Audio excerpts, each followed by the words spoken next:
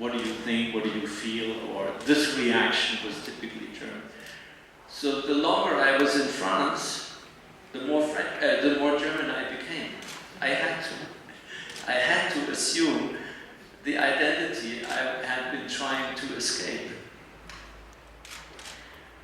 I had a lot of time to do that because when the 2 months were over that were planned to pick up some French in the school, this very priest, Le Père de Solage, helped me to convince my father that I should stay on in this school and do my baccalaureate, my IB, you would call it today, whatever, my graduation, in this school rather than to go back to Germany.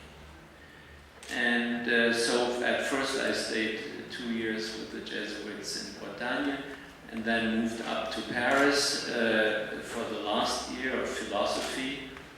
And there on these benches, you know, the table in front, the old school desks, was a guy who was much taller than me, and he was a bit short-sighted, so when he was reading, holding his paper like this, his name was and still is to this day Bertrand Tavernier.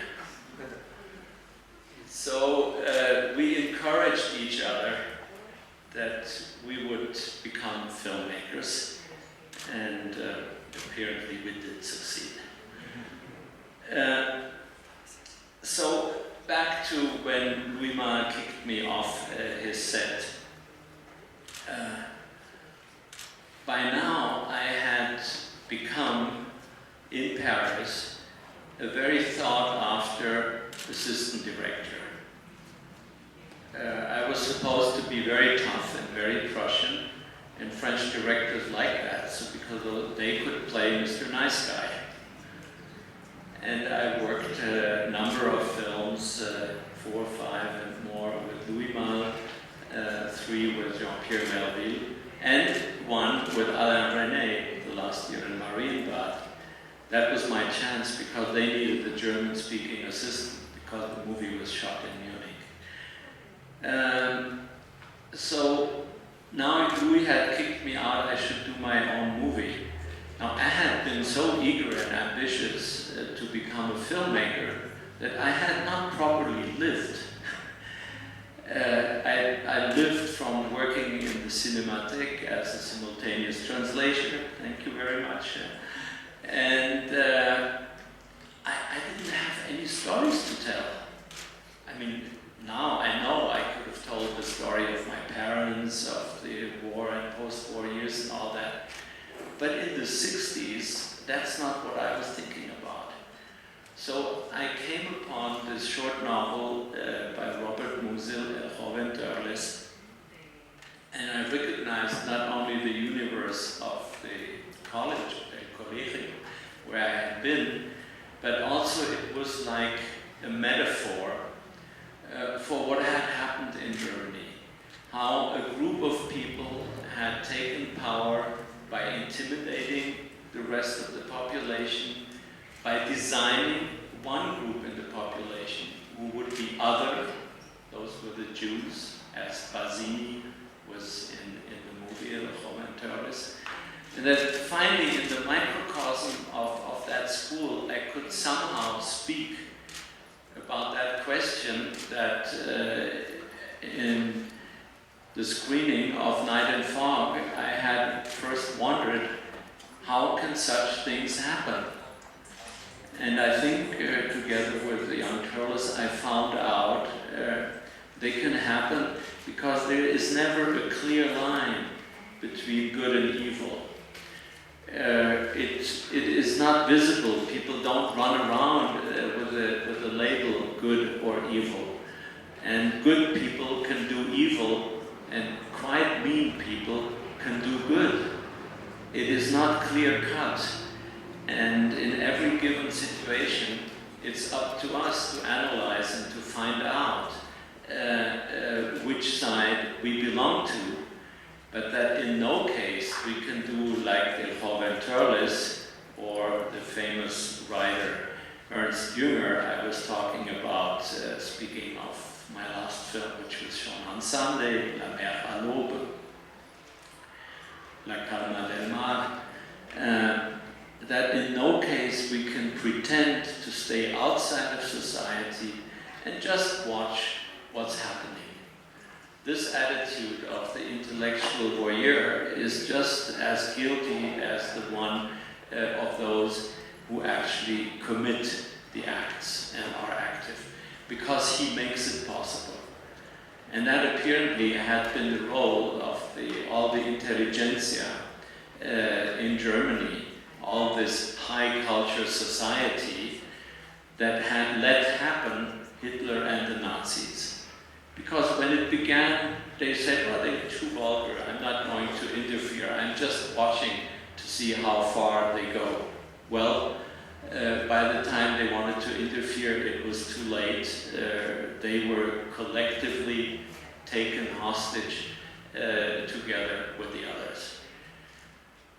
So somehow, without thinking much in this first movie, Young Turtles, I had found 3 of the themes I'm still working on 40 years later. You might say I found a mine, I struck gold. First of all, literature was a great help to understand the world and to penetrate it. Secondly, there is a political dimension to every story. And thirdly, you have to be connected to it somehow through personal experience. I could not have done Young Turtles had I not been for 3 years a pupil in boarding schools, whether France, Germany, Britain, whatever, it doesn't make a difference. You live in the universe of your peers, and you see how these power games are being played. And secondly, the shock I had received when seeing the film Night and Fog. So that doesn't mean that I always and forever want to come back to these stories. Quite the opposite. When I did the La Calma del Mar, La Mer à l'Aube this year, my now 19-year-old daughter from the second marriage, you may have seen her mother Angelica walking around with me. She said, but Daddy, why are you always coming back to these old stories about World War II and the Holocaust? Because for her, that's about as far away as Napoleonic Wars were for me when I grew up. And I said, yes, but you see, for me, that is the period, even though I was a child, but I lived very consciously I remember very vividly the last years of the war, and especially the period after the war. So it's as if they were haunting me, so I come back to it. It's my period. I think I know about it. And secondly, it is sad to say, but in wartime, more extreme stories happen. People find themselves in more extreme situations, and they have to make, more existential decisions often. Now, I think poor people nowadays in the third world and even in the first world and other world where I have struggles that are just as tough as those in the war. So that argument, put it in parentheses.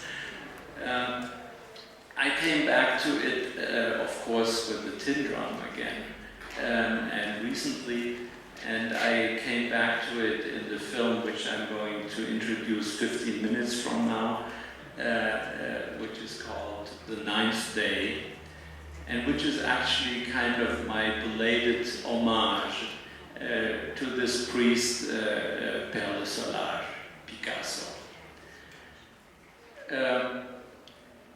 After Night and Fog, when I became a filmmaker, I had often been offered films or stories that happened in the concentration camp. And remembering the impact of the images of Alain René's movie, I had always refused.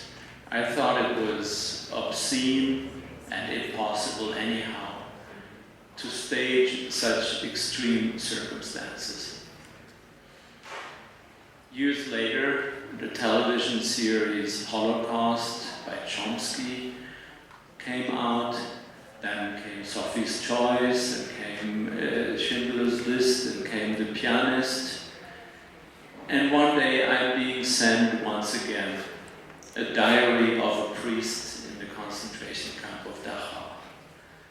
And I felt now it was cowardly to hold on to these old high ethic principles that you could not represent the Holocaust. I certainly would still today argue you cannot represent it the way Scorsese did in his Ireland there. But we have to tackle to represent even the extreme. And so this film is very much for me that I broke kind of a self-imposed taboo and ended up paying homage to the priest. That the tin drum in turn, of course, treats of the Second World War is evident, but in an extremely liberating way. I mean, the novel by Günter Grass is, when you first read it, especially in German language, is overpowering with the mixture of grotesque and reality. And I admired it very much, but I thought not that one could make a movie of it. It was thanks to the insistence of the producer, who then pitied me that the success was going to make me suffer so much. His insistence made me overcome my fear of representing it. And Jean-Claude Carrière, who wrote Guillaume for Viva Maria, and whom I was friends with ever since the days we shot the movie, helped me to write the screenplay. And since we wrote it in French, it also helped me to overcome my fear of Günter Grass' literary monument. Say Günter Grass in Germany has as important a position as Proust in France. Now the French never forgave me that I did Proust, but being German I was allowed to do Günter Grass. And I managed to do it with the help of Jean-Claude Carrière. But in between these, and of course once again, I mean, in the tin drum, I did not live through the childhood of Günter Grass. I did not go to the Waffen-SS as he had to or did, but simply because I was only 6 when he was 16. Otherwise, I can well imagine that I might have done the same. I mean, we were bathing so much after the years after the Second World War, still in this propaganda and ideology of the German superiority, that we boys in the woods continued to fight the Second World War, and as respect to the American soldiers, whom we liked, but also we mocked sometimes with their chewing gum, we decided, as the grown-ups had done, that they had only won because